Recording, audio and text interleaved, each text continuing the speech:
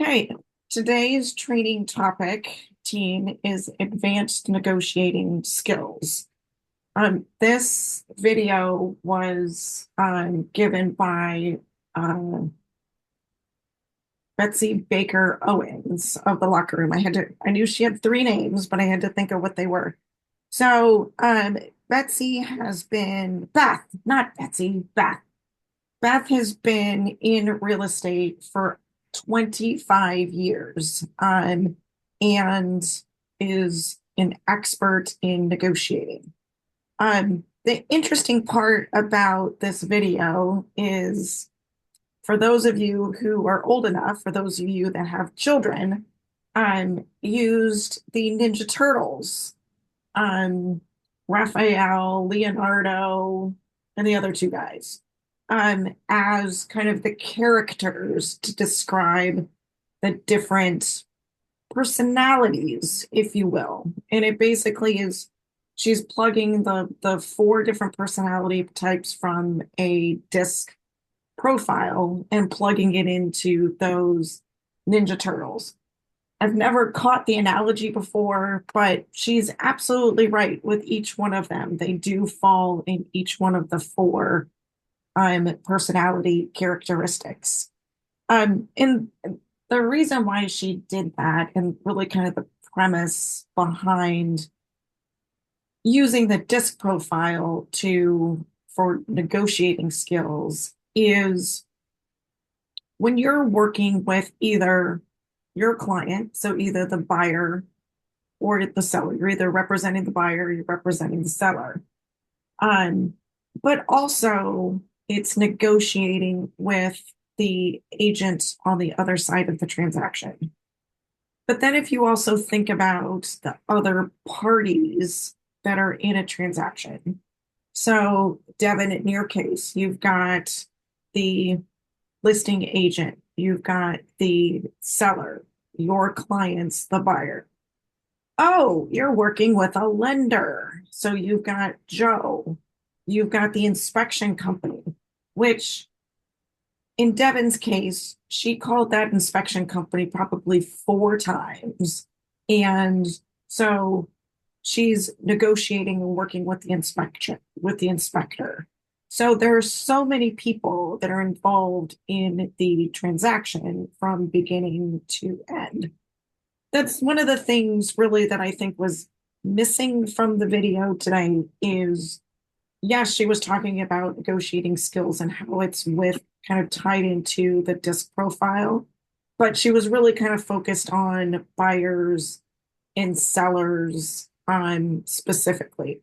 The point that I want to make here with you guys is that you look at the transaction from beginning to end, right? There could be 10 to 15 different people or more in that transaction from the your clients, of course, lenders, title company, inspectors, maybe you have roofing company, other inspection services or other service providers in with that, the title company, um, surveyors. It could just the list I could keep going on and on and on. But the point is, when we're talking about negotiating, sometimes you don't even realize that you're negotiating. You're having more of a conversation with the service providers, your clients, all of the people involved in the transaction.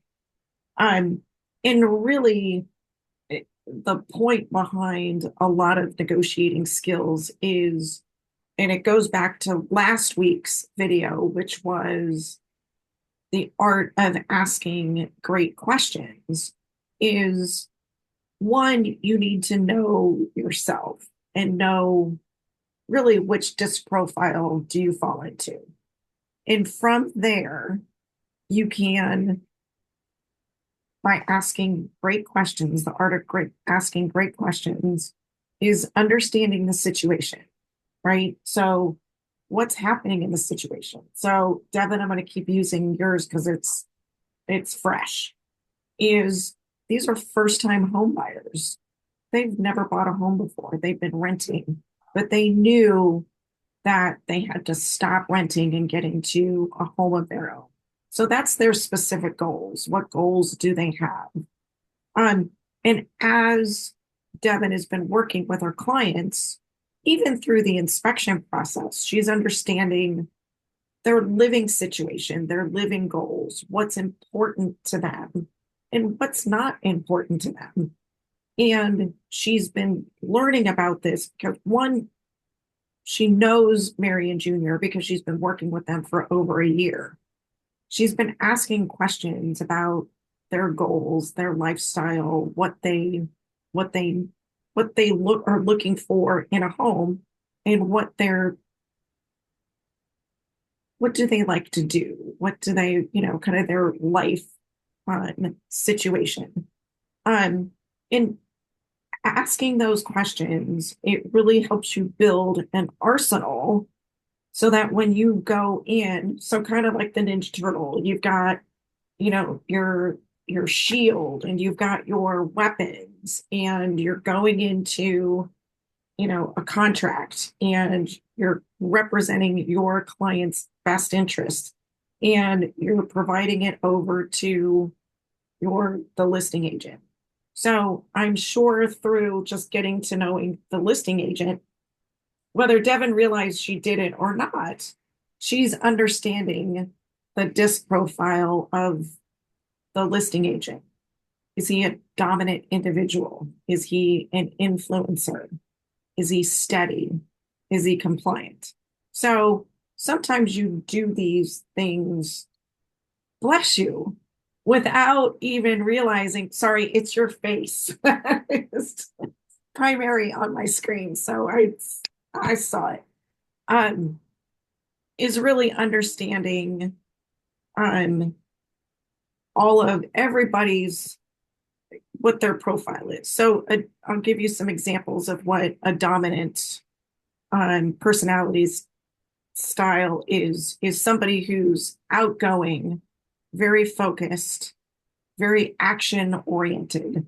So this might be somebody who is talks a lot, kind of comes in, somebody who's coming in hot all the time. They might be somebody who is in your face, on the phone, just, going at you pretty hard. An influencer is a little bit different than a dominant type of style where they're both very focused, but their focus is on other people. They're very collaborative. They might have a really good sense of humor, very engaging, very fun. That would be Jamie. Steady is so you kind of come down the list of steady. So somebody who's a leader, very much a collaborator, disciplined, might be quiet, a little bit more cautious. So think of somebody like an engineer type of person. Accountants usually fall into this, along with compliant, somebody who's intellectual, inventor, skilled, very methodical, um, but sometimes very much a loner. So somebody who is compliant might communicate through texting, email, may not want to pick up the phone and have a conversation, type of thing.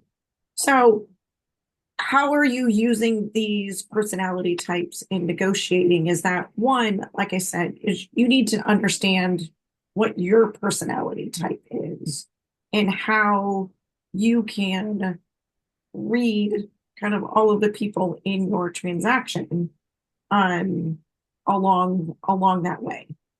People in title, for example, might be more of an S and a C. They're going to be more compliant, adhering to timelines, need to make sure that your documents are in order, things of things of that nature.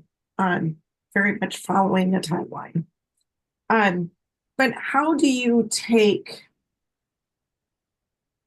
those situations and those personality? So if you know what your personality style is, how do you translate that into somebody who's a different personality? type. So, and how can you, using your skills, knowing what your client's goals are, how can you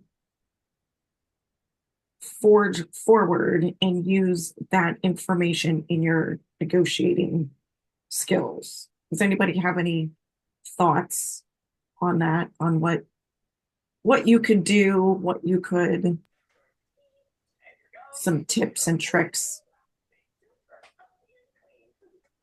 Well, I try and align their personality.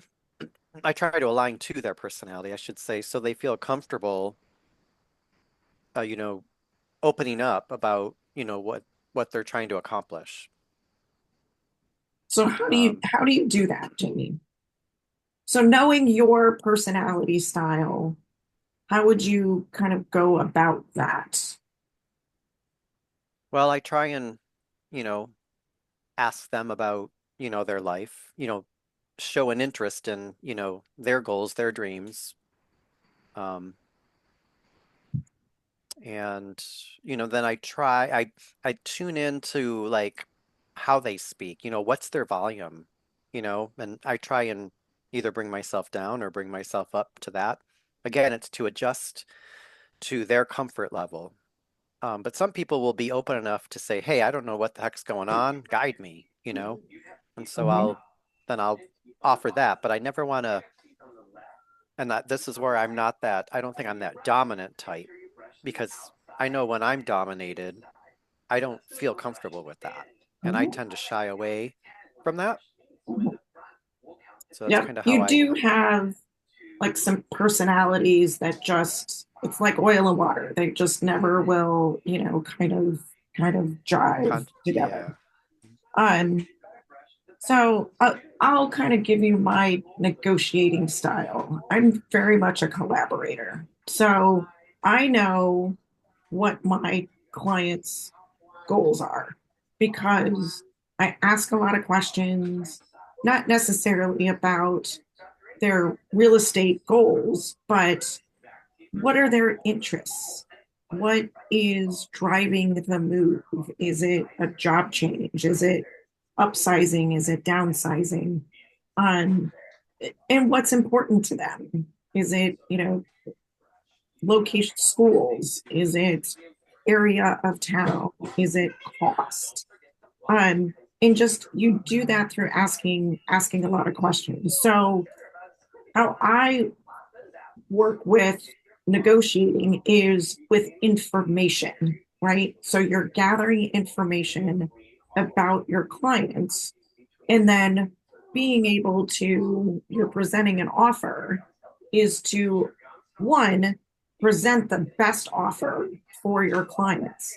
But then if you talk with the listing agent on the other side of the transaction for representing a buyer situation, um, and that listing agent is coming in hot and he's on the phone and he's like, all right, what do you mean? What are you talking that you want to offer $10,000 below asking? What do you think? I'm crazy? No, we're not doing that.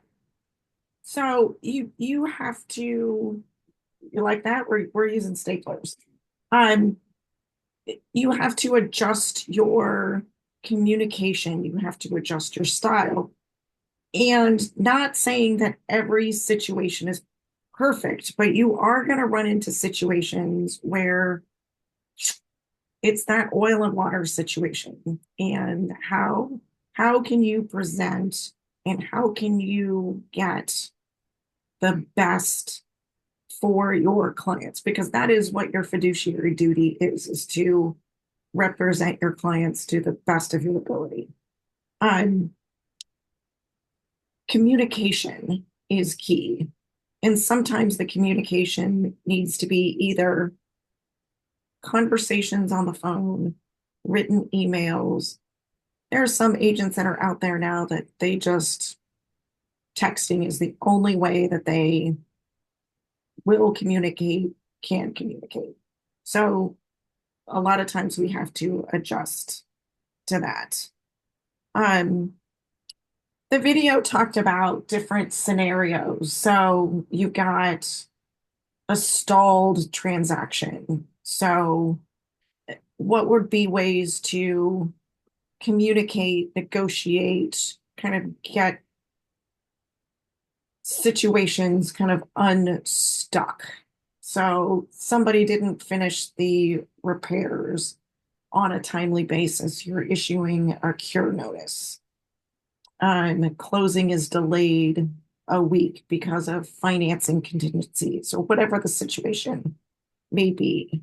Um, the best advice that I can give you is to constantly communicate, whether that is verbal, written, is just keep those communication lines open. Lead with yourself first and then adjust accordingly. Um, if you're ever in a tense situation, pause. Just take a pause. Whether that is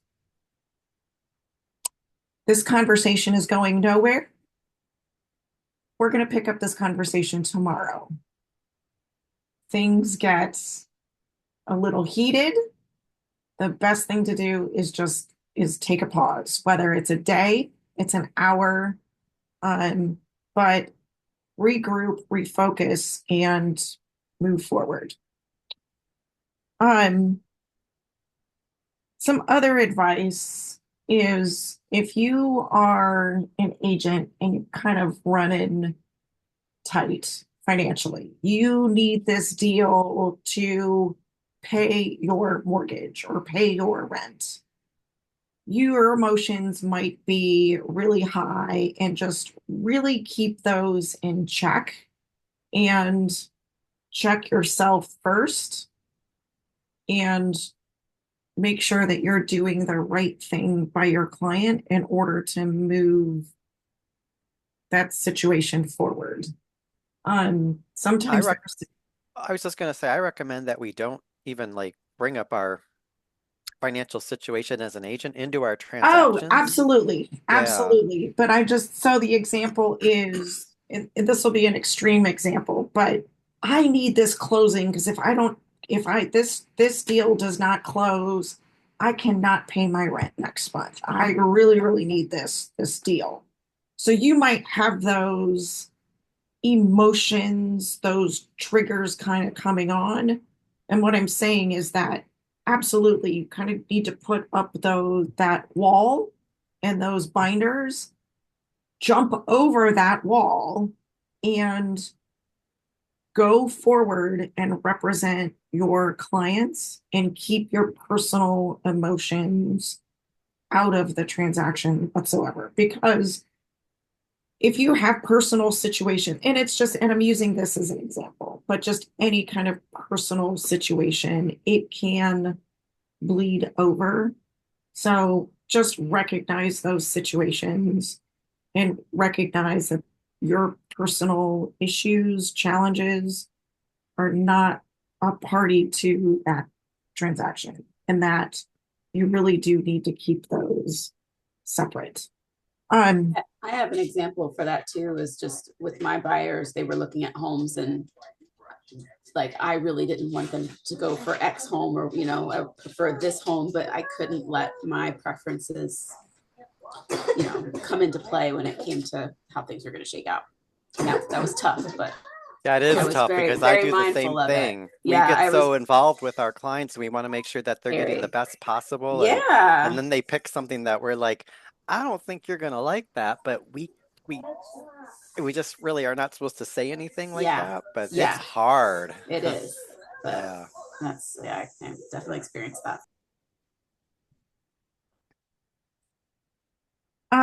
so think about when you're negotiating, think about the Ninja Turtles. Think about the Raphael, I can't even Donatello, Raphael, Michelangelo and Leonardo. Michelangelo. Michelangelo. Yeah. What's the other one? Leonardo. Leonardo. Leonardo. Okay, think about our four turtles when you're negotiating.